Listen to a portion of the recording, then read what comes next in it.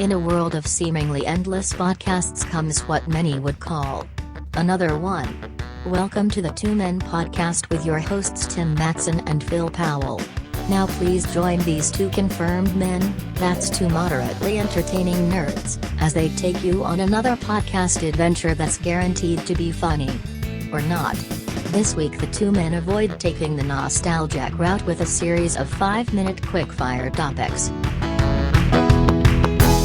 Welcome to another episode of the Two Men podcast. Pedcast? Pedicure cast. Okay, I'm glad you went there. All right, so pedicure. Yes. Yeah, that's right. Phil and I will be giving each other pedicures all through this podcast, so it'll be very relaxing. I don't understand the appeal of the mani-pedi. Are you serious? I've never had a pedicure. Go get a pedicure. A bunch of strange people touching my hands and toes? I'd be like, I'm not down for that, but okay. And with that brings us to another episode of the Two Men podcast, your source for pedicure news all across the internet. Yes. I'm one of your hosts, Tim. And I'm your other host, Phil. And it's good to be with you here on this lovely day. Hopefully you've got nothing to do and you've got plenty of time to listen to us ramble on about stupid stuff. That's right. In an attempt to be more relevant, we're going to talk about current topics. We'll see. This will be great. I'm sure this will be fantastic. So we're also going to hold ourselves to a 5-minute time limit. Right. We're going to set a timer, and every time we start a new subject, we got 5 minutes to talk about it. Do you want to go first? Yeah. All right. So what's the first thing on your list? The Brexit. The Brexit. Do either one of us know anything about it? Other than it involves Britain and the European Union. Yeah. Or is this like another way of breaking up the royal couple? They're going out of what effectively is the European Union, and people are really upset about it. And I have no idea why. Is this like the equivalent of like Oklahoma deciding that they don't want to be part of the Union anymore? Yeah, that's kind of the deal, but bigger. So Texas then. Yeah, right, yeah. I think, honestly, a lot of the union would vote to move Texas out. They don't actually have to ask. I don't know why people are upset. The markets are upset. I know that. I didn't know that they had emotions, but they're upset, and they're volatile. Lots of rumbling going on. It sounds like we're talking about somebody's colon. That's right. Irritable. It's very irritable. Brexit syndrome. That's what we're talking about here. It involves gas. I don't know how France feels about this. I'm pretty sure that they are glad to see Britain go. Aren't they like notoriously against Britain? I don't know. They don't like each other? They've been in war a lot. You're right. That's what Benny Hill tells me. Benny Hill? Yeah, I get all my British info from Benny Hill. It's too bad he's passed. It is really. It's a shame. I learned a lot about what women like from Benny Hill. Yeah. So the Brexit, probably bad news. And Donald Trump, as a consequence of the Brexit, is going to be elected president. Wow. That's what I understand. Now I did read this morning that he sent out a tweet. He just landed in Scotland and sent out a tweet about how they were all thrilled to pieces and celebrating in the streets about the Brexit. Right. And he was instantly smacked down by pretty much every Scottish person on Twitter, letting him know that, in fact, the entirety of Scotland had voted to stay. Britain doesn't want to be part of the European Union. What does that mean for the smaller parts of Britain that don't want to be a part of it? That's a good question, because Scotland had been wanting to secede and pull out of Great Britain. Ireland, I'm pretty sure, as well. Yeah, they just had a referendum, the Scottish referendum, not too long ago, in which they actually voted to stay with England in the Union. So now that Britain has come out of the European Union and Scotland wanted to stay... What's that going to mean? Are they going to have to... Does that mean there'll be another referendum for Scotland to leave? To leave to join? To leave to join? To leave Great Britain to join the European Union. I don't know. It sounds a lot like some kind of wife-swapping party. I'm not sure. Yeah. You and I don't know much about politics. We really don't. I think it's obvious. That's right. Oh time is up on Brexit. Oh, that was a lovely note to end on. Yeah. All right, time's out. God. Next topic. Have you got irritable Brexit? I'm having some Brexit problems over here. Okay. VR, virtual reality. Virtual reality. Is it relevant? Does it matter? I'm going to take a little bit of a contrarian point of view on this. And I know this is weird coming from the guy who actually does own a VR headset. Right. It's not the holodeck. No. So it's not what I want yet. But it is the start of what I want. I think it's very cool. The experience, I will say this, for those of you who've played around with 360 video on the internet and stuff on your phone, that's lame. I got to be honest with you. When I first played with that, I thought, this is just stupid. There's no way that this has any relevance. But I will say this. When I had a superior experience with the Vive, yours, and since a couple other systems, I was like, okay, I kind of get it now. I see. That's what it takes. I mean, you can explain it all day long to somebody, but until they actually put that headset on and experience it, you just don't get it. Right. And I think this is kind of equivalent to, I remember reading a survey once where they talked about how people rated whether or not they wanted internet on their phones when smartphones were brand new, when they're brand new. And people said that that's stupid and they didn't want it. And that was, why would I ever want the internet on my phone? Yeah. Well, that's when the engineers and the visionaries knew better, because they knew that at a certain experience level, the engineers knew it would be better and you would want it. And they were right, and the populace was wrong. They didn't even know what was good for them. I think VR, but I think from a storytelling standpoint, I still see it more as a game thing. I don't see it as a narrative tool. See, I don't know. I think one of the things I'm looking forward to most is to be able to use VR to explore places that I either haven't been or aren't going to be able to go to. Like, I would love to have the ability to put on a VR headset and walk through your neighbor's house. The Dallas Cowboy cheerleaders dressing room. Oh, now there's an old reference. Yeah. Did you have that poster? I did. I did have that. Okay, that's like the second. There's Farrah. There's the Dallas one. Yeah. Okay. Yeah, Dallas Cowboys. I wonder how that girl's doing.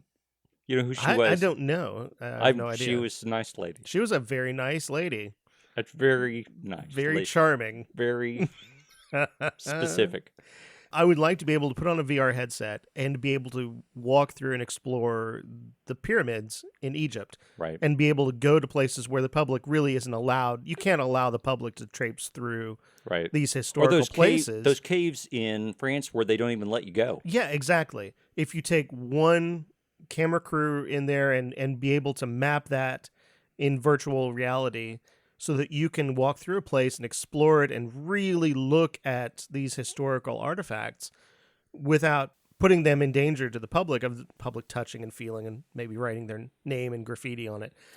That's what I think is really, truly exciting. One of the taglines for VR, and I think it was pretty interesting, is that all reality is virtual. When you put on that headset, in some ways you're reminded of that really keenly, that this is my perceived world because this is what everything my senses are telling me.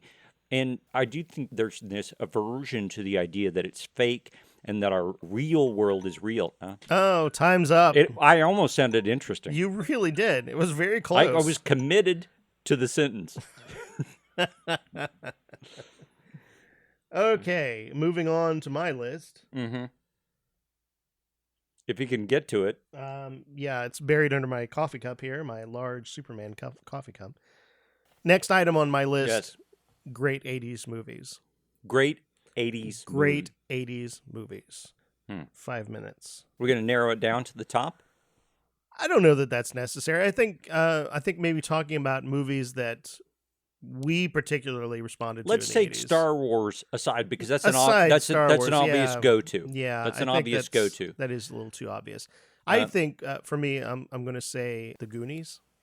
The Goonies was a touchstone. I thought that was a great film. I cared less for The Goonies, and again, I think this is where the age Blasphemy.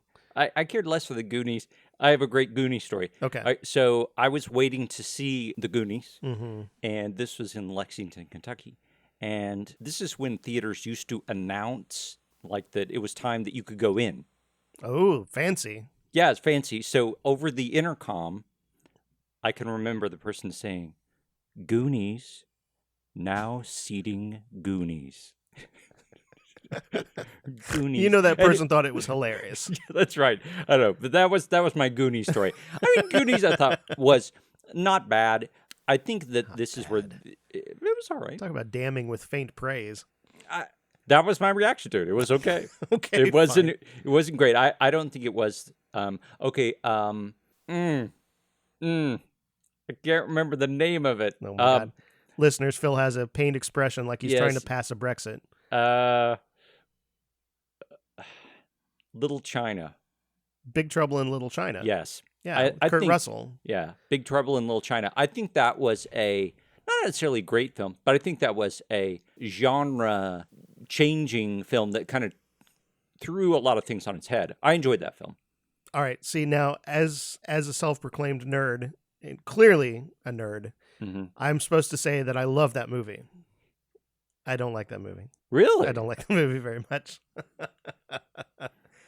I think I tried to watch it again recently, and it wasn't that great. But I think at the time, I liked the fact that it was...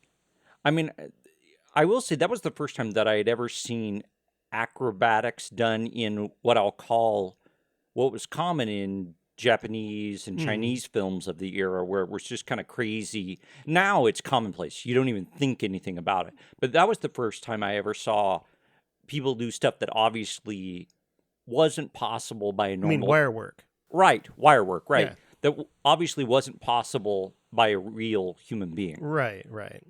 That it was fanciful in that way. Well, I'm going to suggest another Kurt Russell classic, The Thing. The Thing was great. great. It was fantastic. It was a great film, yeah. It was so good. And recently we just rewatched it. My son saw it for the first time. Loved it. So I think it really holds up. I think it's a great film. Yeah, I do think that was a good film. Great premise. It's not so much effects-based, but it's practical. It's a mystery. Practical effects, which I think really adds to the experience of it. It's not a lot of computer-generated ones and zeros that are clearly not there with the actors. Right. I think that film worked. I think it's great. Now, spoiler alert for everybody, if you haven't seen The Thing, skip ahead. The ending of The Thing, there are two guys left over. Right. Do you remember how it ends? The one guy lived, right? There were two guys. Two guys lived. Now, see, I misremember the end. Okay, well then this is going to mean absolutely nothing to you. But someone pointed this out to me that I hadn't realized. It's two guys at the end, Kurt Russell and the other guy who I don't remember. Yeah. And they share a drink at the end, neither one knowing if the other one is or is not the Thing. Right. Kurt Russell passes him a drink, and the other guy drinks it, and they just sit there and look at each other as the camera kind of pulls back, and that's the end of the film. And that's at the time... pretty profound. I thought, that's really... You don't know who is who. Well, it turns out there is a strong clue as to who is who. The drink he hands him is not alcohol. It's from a Molotov cocktail. Oh. So the guy drinks it and pretends as if he's just drunk scotch and is just sitting there with his buddy. And Kurt Russell knows, I am totally effed because this is the Thing. This is not a human. Right. So it totally changes the end. And we talked about the end, two movies. So all of 80s movies boils down to like three movies. Yeah. Great job. Thanks. All right. Tim and Phil. Nice. Next topic. Weather. The weather. It seems obvious. I'm not sure. We have 5 minutes to talk about the weather. Okay, go on. Every morning, it fascinates me that millions of people get up and are very concerned about the weather. That's always mystified me. Now, God rest their souls, my parents were obsessed with the weather.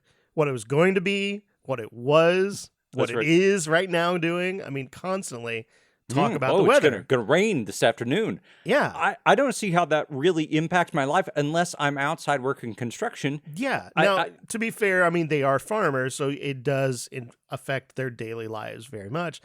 Is it going to rain enough for the crops? Is it going to keep me out of the field today? What it's going to do? But on times of the year when it had no effect on them whatsoever, they were still very concerned about what the weather was going to be like. Why isn't the weather controversial? I mean, why is it not? or can we make it controversial? Can you make it controversial? I mean, because everybody's like, you talk about the weather, and that's like a neutral. There's, that's the most bland conversation you can have with somebody. But at the same time, the weather inside is not neutral. If I say it's too hot in here, or it's too cold in here, there is somebody who's going to hold a contrary opinion to that. That is very true. They are not going to agree with me. I am going to hold the position that it can never be too cold. You might find that tested, but it's not. It's absolutely true. There are only so many articles of clothing you can take off if it's hot. But you can always put more things on if you're cold. I would say, as long as we're talking about theory, there's a limited amount of clothing that you can put on. I don't think so. And still put I have on a lot of blankets. And still put on clothing. Unless you have servants to put clothing on you. I mean, all right, think of Ralphie from the Christmas Story. Whatever the kid. Ralphie's little brother. Yeah, whatever his name is. Him. Think him. There's a limit to how big you can be and how flexible. It's like you can't put on anymore. It's a limit. Yeah, that's fine. But there's blankets. I mean, you have options. What I'm saying is you have options. When it's hot, you have very few options. I think what we've learned, the weather is controversial. It is controversial. Temperature is controversial. Temperature is rain. Is maybe rain, not so rain much. Controversial? You know what? You could make a controversial. Dirty rain, acid rain. That's like a statement. What kind of rain? Dirty rain? Isn't that I swear to God, I thought you said ass rain. I'm like, no.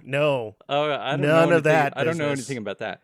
But acid rain, remember how that was like a big thing? Acid rain. Acid rain. Acid rain. Yeah. We got to do something about the acid rain. All this acid Suddenly rain. that just stopped being a thing. Nobody's talking about acid rain anymore. No, nobody talks about acid rain. Or ass rain. That freaked me out as a kid because I didn't know when I was outside in the rain, if it was rain. I do remember that being very concerned about it. So is this going to like melt me into like a puddle? What's up? Rain is not a neutral. It can be acidic, apparently. Now, you could make it controversial. You could call someone in California and say, we've got plenty of water because it's raining right now. Yes, but that's not making the rain controversial. Well, the presence of rain controversial, maybe. Yeah, okay, I'll go with that. But I mean, if you gave weather adjectives, it would be controversial. How so? Blasphemous rain. If you said, well, there's a lot of blasphemous rain coming down around here, people would have to respond to that in some way. What is it, like raining unholy water? It removes your salvation from you? No, the rain is not blasphemous in any way. It's neutral. It's they'd have to respond. If you gave weather an adjective, bastard blizzard. Bastard blizzard? Bastard blizzard. Okay. Right now, we're not allowed to assign adjectives to weather. If you put an adjective, or benevolent blizzard. The benevolent. There's very rare a benevolent blizzard. That's speaking of blizzards, the blizzard of 78. Yeah, that was fantastic for me because our house was L-shaped, and so the way the wind blew, the snow went all the way to the roof on that one side. So my brother and I slid down the roof and down this massive pile of snow. It was great. Yes, and the end. That's the end. The weather. We're going to move on to the age-old debate. This has been dividing nerds for years and years. Captain Kirk or Captain Picard? 5 minutes. I don't know how we're going to land on this. I have strong feelings about this. You do? Yeah. All right. I think there is a definitive answer. I'm going to have to go with Picard. I think really sorry to hear you say that. I think that he created a more nuanced character than Kirk. Kirk was manly and a lot more action. You could count. He's going to hit something during the show. I'm assuming by nuanced you mean wussy. Some people have referred to him as a social worker. He very much is like a harassed social worker. Yeah. Yeah. He gave more nuance to the role. If you made me pick what to watch for an eternity, in some sort of either paradise or hell, I think I'd pick Next Generation. I think I would, over the original. Although I love the original. I will give you this. There are more episodes to choose from. Yes. In the Next Generation. So there is that. You'd have a little bit more variety. Right. But you would be denied the glorious season 3 of the original Star Trek where no one gave a crap. Right. Episode where they put Spock's brain in a box. That was fantastic. Right. I mean, have you read Shatner's biography about that? I forget what the name of it was. I read all that crap. All those Star Trek books that came out, like Star Trek World and, by Roddenberry. Oh, the 2 different Leonard Nimoy books, I Am Not Spock and I Am Spock. Right. All that stuff I read. It's amazing, really, that a show that was so small has had such a pretty big impact. I agree. You know, especially one that barely made it through 3 seasons. Right. Now, do you know who we have to thank for Star Trek actually staying on? Lucy? Yeah. How about that? Right. What was the episode that what's his head wrote? Harlan Ellison wrote? Mm-hmm. City on the Edge of Forever, I believe. Yeah. One that he's eternally pissed off about. Why is he mad about that? Well, because they didn't do it justice. They took his original script and kind of pooped on it.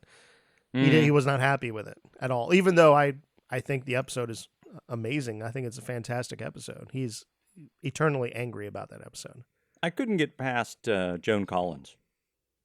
I'd like to get past Joan Collins. I don't know. Maybe not now. They were just, I'm sure you would. Probably now. Yeah, absolutely. You still would. I know you would. Yeah, it's true. It was okay. The whole jumping through the big rock through thing. the Watcher. Wasn't it called the Watcher? What was it called? I don't know. He spoke in a voice that was like this. But no, Kirk, Picard, if they got into a fist fight, who would win? Kirk. Oh, absolutely. Kirk. Totally would. He would dodge roll all the way around Picard and then punch him right in the face. Game of chess, you got to give that to probably Picard. No, because again, Captain Kirk would dodge roll around and then punch him in the face. You're probably right there. He's going to avoid anything intellectual by incapacitating Picard. He would find a way to cheat, essentially. Yeah. Captain Kirk is a cheater and would figure out a way to win at all costs. What's his head is not a cheater. Number 1 is a cheater. He's kind of had that cheating vibe. But that's another topic. That's an entirely other. Yeah, that we could talk about beard or no beard on you Commander talk about Riker. Somebody who I think is a bad actor. Mm-hmm. I think Jonathan Frakes is a really fairly poor actor that should have never been cast in that show. I don't know. I think once he got the beard, he got a better attitude. I think you can clearly divide his performance into 2 halves, pre-beard and post-beard. Because post-beard, I think he kind of came into his own and relaxed a little bit. Yeah, later on the show definitely got better because I think they had some confidence in themselves. Now I understand he's actually a quite good director because he directed quite a number of the Star Trek Next Generation shows. Well, he's smart. He got into directing because anybody that is smart... time is up. We don't know. And listeners, I'm so sorry for the ambiguity. Forever going to be denied the finality of that opinion. All right, Phil, what's next on your list? We're going to delete this one.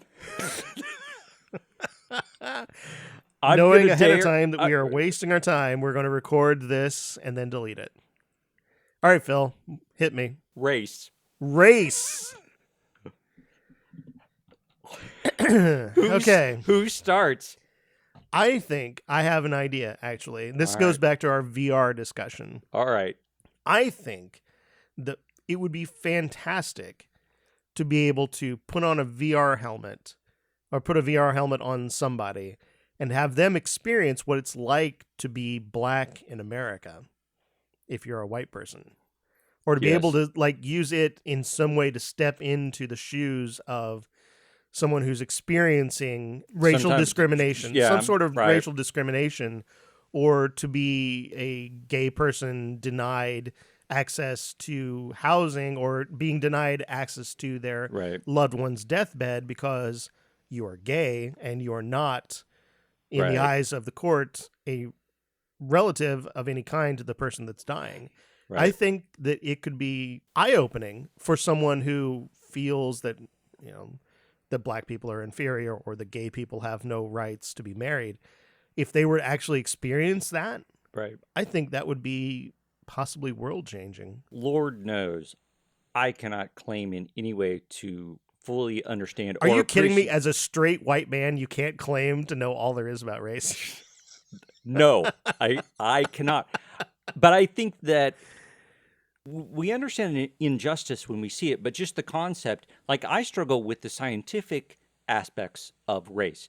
When we talk about it from a social construct standpoint, then I understand things a lot better. But when I hear scientists talk, who are the science guys that study, not sociologists, but anthropologists. Anthropologists will in general say that race from a scientific standpoint doesn't really hold up. It's not a thing. Right. But that's not at all how we use it. But then you'll see other scientists talking about race from a heredity standpoint and from a disease standpoint. And to be honest, I don't know what to think. Whether race exists or not? Is that what you're saying? Well, I mean, I know race exists from a social construct standpoint. But let's say from an objective point of view. Like if I was an alien... Does race actually exist? If I was an alien and I came down here on this planet, it's kind of like when I went to Mexico and somebody talked to me about the Mayans, or meaning I didn't even know, to show my ignorance, I didn't even know that there was another group, a subculture. Because to me, from a outsider standpoint, they all appeared to be not me. I was like totally unaware of this subculture. So I guess the question for me from race is, if an alien came down, would they make any kind of distinction? That's a great question. And also, what would that do to our perception of race? If all of a sudden there was an entire other civilization that appeared out of the skies in spaceships, does that change how we look at each other? Does that make us and them at that point, instead of these white people and these black people and these other Asian people and all the different races as we see them socially here? Does that disappear then at that point? I think you can undo the past, but I am kind of like a science guy. I like good science. And if race isn't a scientific thing, then I don't want to talk about it as if it is. Taking any politics out of it, taking any social agenda. All right, we're done. And that's it. We've talked about race all that we can talk about race. 5 minutes. Please don't hate us overly much. Or if you are going to hate us, at least make a post on our Facebook page so that we know that you hate us. Old white men talking about old ignorant white men. Hashtag. Yeah. I mean, at the very least, in our defense, we are willing to admit that we are ignorant. That's right. It's time for Instant Opinion, where I give Tim one word, and he has 10 seconds. You don't even have the phone ready. Oh, I don't, do I? No. That's a fail. All right. I had my speech all ready. No, you did not. You're right, I didn't. That is not true. I was going to get through it. That's probably more accurate. Yeah, you were almost through a speech.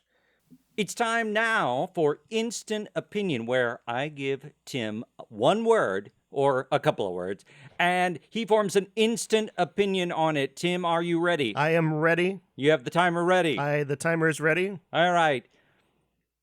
Doris Day. Doris Day. I like her name because it's very positive and uplifting. I'm against her because she is dead now. No, she's not. She's not dead. She's not dead? She's close to dead. But no, she was dead. I just saw a picture of her. She's fine. Okay. All right. Canadian pennies. Canadian pennies? I am pro Canadian pennies because they are another option for paying for things. Yeah. Available to you. I'm against them because they're wrong sized compared to our coins. Can't use them in vending. They're just wrong. The handsomeness of Edgar Allan Poe. The handsomeness of Edgar Allan Poe. Actually, I think Edgar Allan Poe is quite dishy. I would probably shag Edgar Allan Poe because he's for a Victorian gentleman, he's very handsome. Unfortunately, he's also very sickly and likely to die during a good solid banging. So, yeah. All right. Just too bad. It just was not fated to be. It just wasn't fated to be, no. All right. Black holes. Black holes. I feel like that's where we release this podcast every week, into the black hole. I'm against black holes because I'm probably not going to live long enough to visit one in space. So that's it. Time's up. Dippity-doo. Dippity-doo. Sounds like part of a very racist song from Song of the South, so I'm against that. I am pro dippity-doo because it makes my hair look fabulous. Oh, yes. Yeah, most people won't know what dippity-doo is. All right. Long John Silver's. Long John Silver's. I am 100% pro Long John Silver's because their greasy fish is delicious. I love that stuff so much. Give me a con. There is no con. All right. Kissing Einstein. Kissing Einstein. Again, this is another historical figure that I think is probably quite wild in the sack. So I am pro kissing Einstein. I am against it because E equals MC squared? Yeah, exactly. All right. Geography. Geography.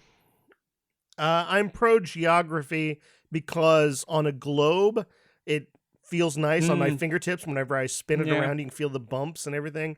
I'm against geography in that I frequently get lost without a map. Yeah. Toe hair. Toe hair. I am pro toe hair if you're a hobbit.